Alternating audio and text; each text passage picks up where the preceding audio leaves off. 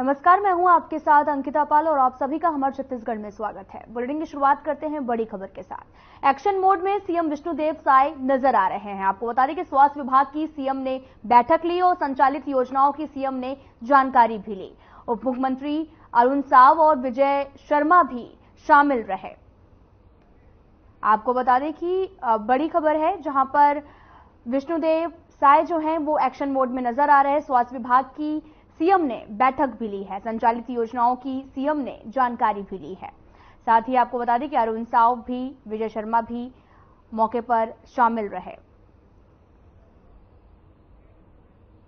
आपको बता दें कि स्वास्थ्य विभाग की समीक्षा बैठक की गई है और एक्शन मोड में सीएम विष्णुदेव साय नजर आ रहे हैं। स्वास्थ्य विभाग की सीएम ने बैठक भी ली है और संचालित योजनाओं की सीएम ने जानकारी ली और साथ ही उप मुख्यमंत्री अरुण साव भी मौके पर मौजूद रहे।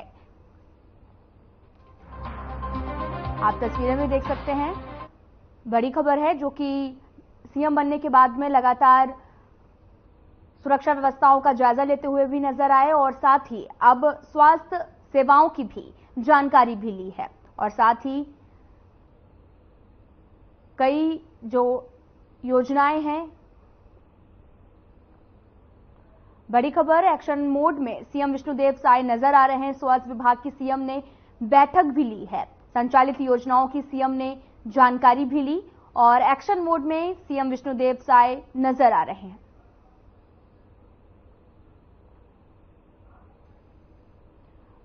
एक्शन मोड में सीएम विष्णुदेव साय नजर आ रहे हैं। आप तस्वीरें भी देख सकते हैं जहां पर एक्शन मोड में सीएम विष्णुदेव साय दिख रहे हैं और साथ ही बैठकों का दौर भी लगातार जारी है।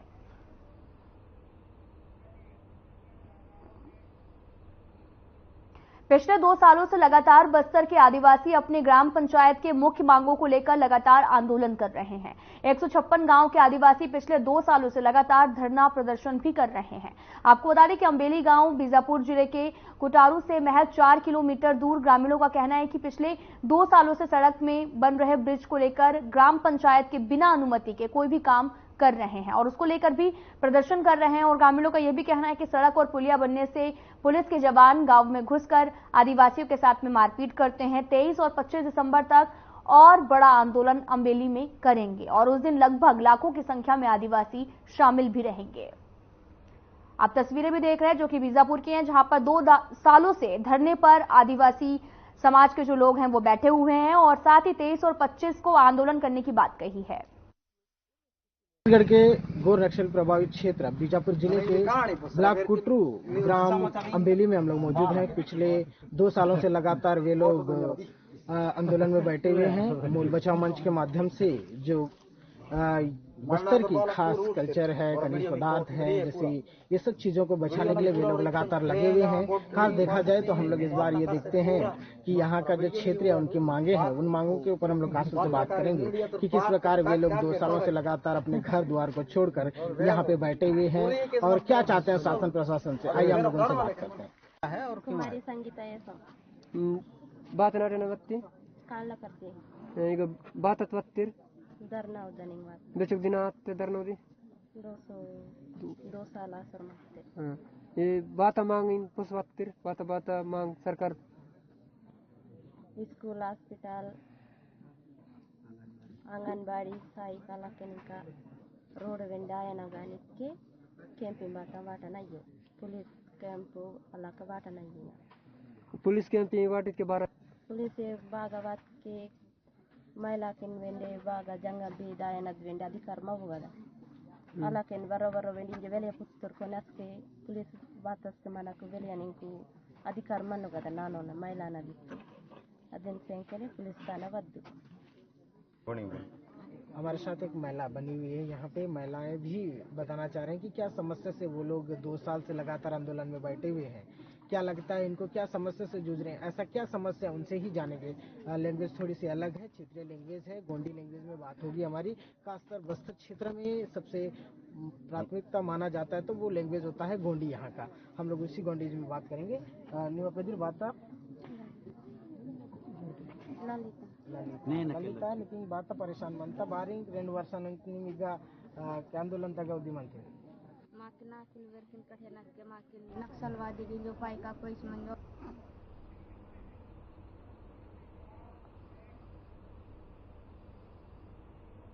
नया रायपुर में पहली कैबिनेट बैठक के बाद में सीएम विष्णुदेव साय ने प्रेस वार्ता की। क्या कुछ कह रहे हैं आपको सुनवाते हैं।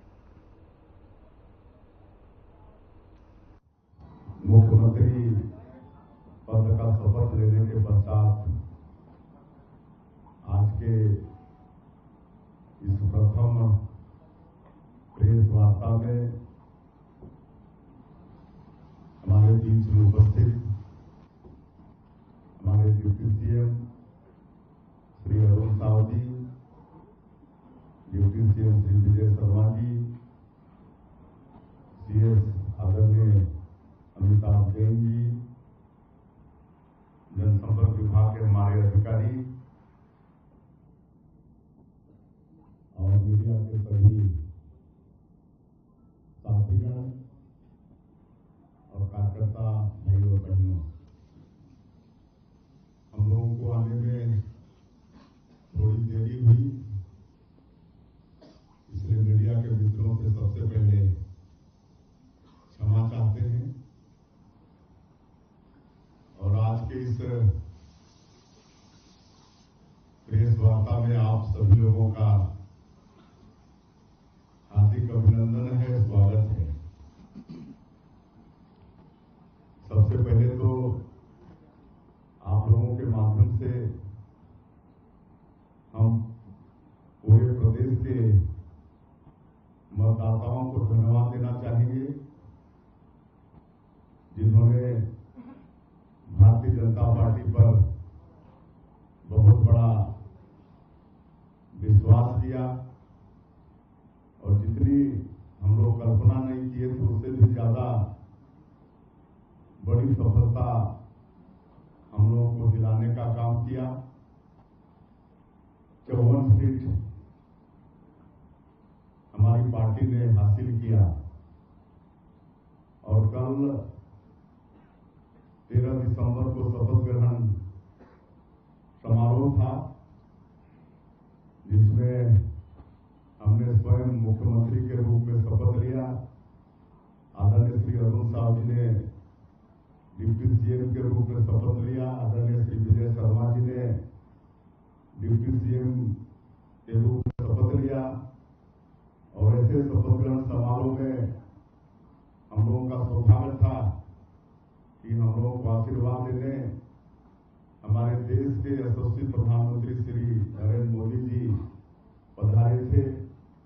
देश के यशस्वी गृह मंत्री आदरणीय अमित शाह जी पधारे थे। हमारे पार्टी के राष्ट्रीय अध्यक्ष आदरणीय जेपी नड्डा साहब पधारे थे और कई केंद्रीय मंत्रीगण पधारे थे।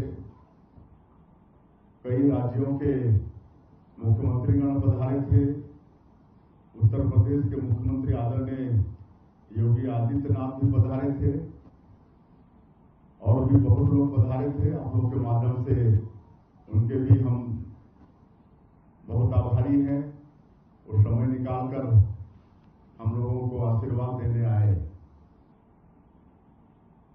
शपथ लेने के बाद आज पहला कैबिनेट का बैठक संपन्न हुआ है, जिसमें हम लोगों ने जो चुनाव कैंपेनिंग के दौरान मोदी की गारंटी में जो हम लोग का वादा भी है कि जो पिछले 5 वर्षों में कांग्रेस पार्टी की सरकार में जो गरीब लोग 18 लाख प्रधानमंत्री ग्रामीण आवास से वंचित हो गए, उनको मकान देने का काम करेंगे। हमारे यशस्वी प्रधानमंत्री श्री नरेंद्र मोदी जी ने भी छत्तीसगढ़ की जनता से वादा किया था कि हमारी सरकार बनेगी तो जो भारतीय जनता पार्टी का मुख्यमंत्री होगा वो सबसे पहला काम 18 लाख आवास स्वीकृत करने का काम करेगा। और आज वही काम हम लोग पहले कैबिनेट में किए हैं।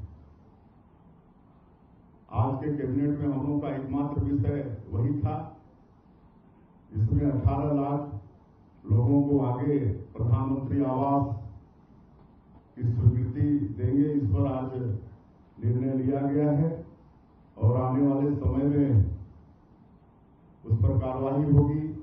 छत्तीसगढ़ के 18 लाख गरीब लोगों को उनका हक प्रधानमंत्री आवास मिलेगा।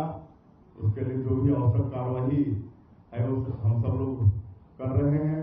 हालांकि पिछली सरकार ने पूरे प्रदेश को आर्थिक रूप से खोखला कर दिया है, फिर भी क्योंकि इतना बड़ा जनादेश छत्तीसगढ़ के मतदाताओं ने भारतीय जनता पार्टी को दिया है, तो हम लोग मोदी की गारंटी में जो वादा छत्तीसगढ़ की जनता से किए हैं उसका 100% पालन करेंगे। आने वाले 5 वर्षों में सभी कामों को पूरा करेंगे।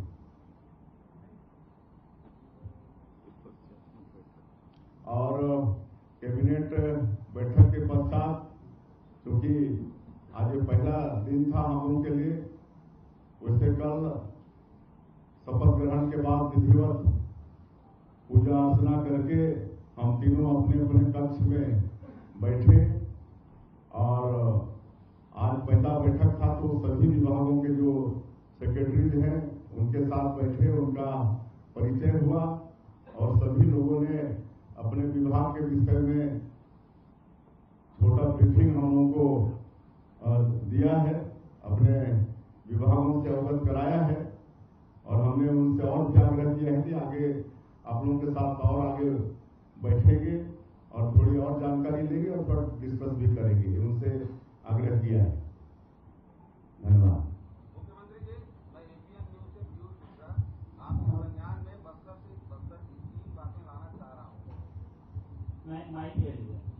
मैं पीयूष मिश्रा एपीएन न्यूज से बस्तर की 3 बातें आपके संज्ञान में लाना चाहता हूँ। नगरनार स्टील प्लांट, जो अभी पूर्ण रूप से शुरू भी नहीं हुआ है, लेकिन वहाँ चोरी की वारदातें ज्यादा हो गई हैं, जिसकी FIR भी लिखी गई है। दूसरा, मक्का वहाँ ज्यादा होता है, मक्का प्रोसेसिंग प्लांट जो पिछली सरकार ने कहा था, उसके विषय में आज तक प्रोसेसिंग प्लांट चालू नहीं हो पाया है। और तीसरा, नक्सलवाद, उसके लिए क्या सोच है? देखिए, नगरनार में जो स्क्रैप की चोरी हो रही है उसकी जानकारी आज ही हमको मिली है। उसके विषय में हम जानकारी लेंगे और जो भी आवश्यक कदम होगा वो करेंगे। सर, मेरा एक सवाल है और वो पुरानी सरकार की बात को छोड़ दीजिए, हम लोग जो भी आवश्यक होगा, छत्तीसगढ़ की जनता इतना बड़ा जनादेश हम लोगों को दिया है तो छत्तीसगढ़िया सबसे बढ़िया इसको चरितार्थ करते हुए हम लोग काम करेंगे। सर, मैं संदीप तिवारी नहीं इंडिया प्रेस से हूँ। एक एक करके आप एक लेफ्ट, फिर सेंटर, फिर राइट, फिर एक आ जाएंगे बीच से। मैं दीपक विश्वकर्मा, इंडिया न्यूज से। सर, एक सवाल है, आपने कहा कि पुरानी सरकार ने खोखला कर दिया था फाइनेंशियल चीजों को, तो क्या माना जाए, कैसे तालमेल बिठाया जाएगा? क्योंकि बहुत सारी घोषणाएं आपकी भी है उस संकल्प पत्र में, तो उसके लिए फंड कहाँ से आएंगे, कैसे वो सामंजस्य बैठेगा? उसके लिए हमारी पार्टी में भी कई अनुभवी लोग हैं और फिर अब डबल इंजन की सरकार है, केंद्र में भी हमारी सरकार है, यहाँ भी हमारी सरकार है, तो आप समझ सकते हैं कि डबल इंजन की सरकार तेजी से चलेगी।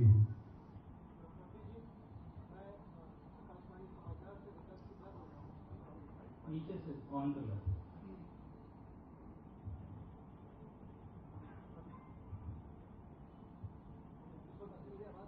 आ रही ये जो विधानसभा चुनाव हुए हैं उसमें आदिवासी क्षेत्रों में भारतीय जनता पार्टी को काफी सफलता मिली है। सरगुजा में आपने सारी सीटें जीती हैं, बस्तर में भी काफी सीटों में आपने सफलता हासिल की है। तो आदिवासी समुदाय की आपसे विशेष रूप से अपेक्षाएं हैं, तो आदिवासी क्षेत्रों के विकास के लिए, आदिवासी लोगों के विकास के लिए आपकी क्या कार्य योजना है? उन क्षेत्रों के विकास के लिए आप क्या विशेष फैसला करें? विधानसभा 2023 के चुनाव में आदिवासियों का पूरा आशीर्वाद मिला है, समर्थन मिला है।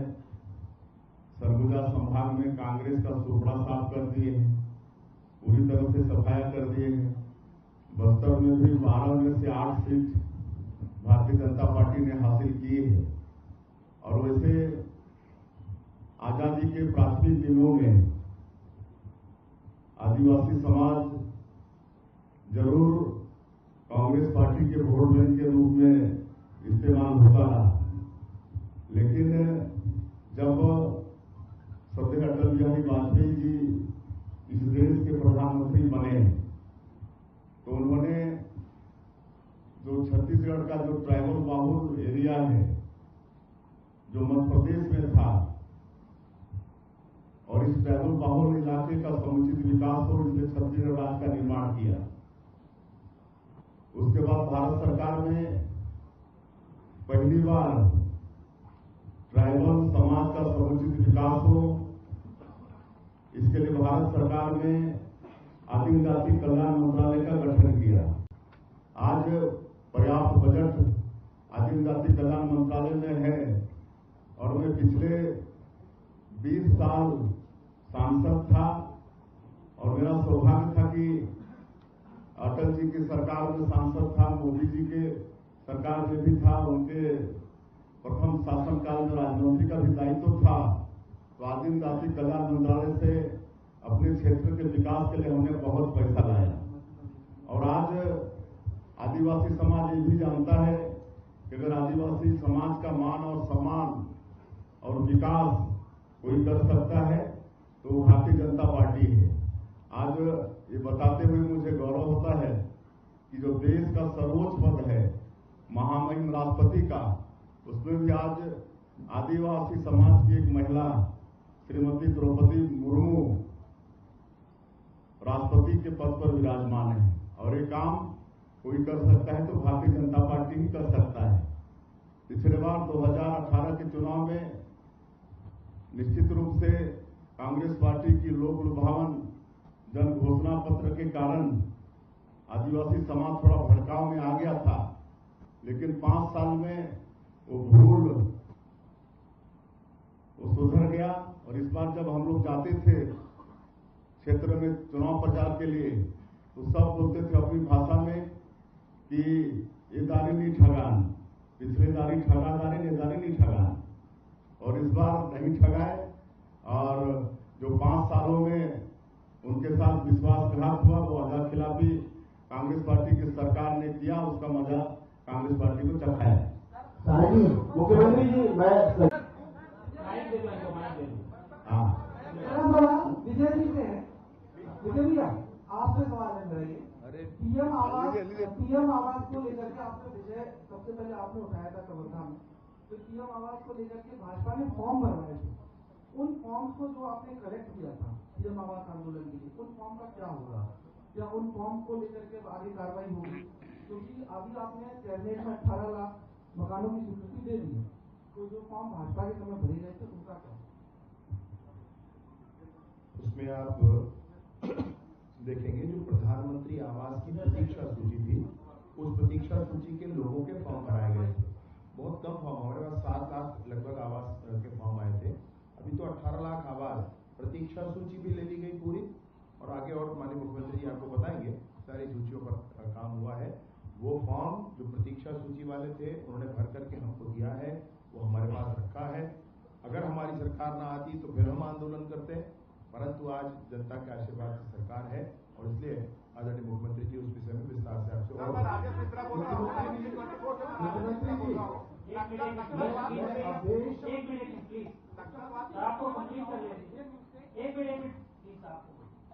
हाँ मुख्यमंत्री जी मैं कोमल चाहूंगी सर, बहुत सारे किसान आप लोग की तरफ देख रहे हैं कि आप लोगों ने वादा किया था कि 21 क्विंटल जो धान खरीदेंगे और 31 क्विंटल पैसे देंगे, तो बहुत सारे किसान ऐसे हैं जो आप लोग की तरफ देख रहे हैं, तो उन लोग के लिए क्या कुछ आप लोग लेके आए हैं, क्या कुछ लेकर गए हैं? मैं कह चुका हूँ कि मोदी की गारंटी में जो भी वादा हमारी पार्टी ने छत्तीसगढ़ की जनता से किया है वो 100% उसका पालन हुआ। मुख्यमंत्री जी इधर मैं अवधेश मलिक से इधर शायद मेरी आवाज आप तक पहुंच रही होगी चेहरा न के तो मैं आपसे सिर्फ एक सवाल पूछना चाहता हूं कि आप as a tribal chief minister बने हैं, ट्राइबल्स को लेकर एक जो मेजर प्रायोरिटी रहेगी आपको वो क्या होगी? देखिए वैसे कि जितना मान और सम्मान आदिवासी समाज का भारतीय जनता पार्टी ने बढ़ाया है उतना किसी पार्टी ने नहीं बढ़ाया है। और आज जो भी काम पिछले 15 वर्षों में भारतीय जनता पार्टी के सरकार के माध्यम से हुए वो भी ट्राइबल लोगों के हित में हुए। आपको मैं बताना चाहूंगा कि पहले ट्राइबल क्षेत्र में और ग्रामीण क्षेत्रों में भूखमरी होती थी, लोगों को अनाज नहीं मिलता था खाने के लिए, तो लोग कोदो कुटकी गोंदली खाते थे, महुआ को उबाल के उसमें सरई का बीज मिला के खाना पड़ता था। उसके बाद भी बच्चे उपवास होते थे।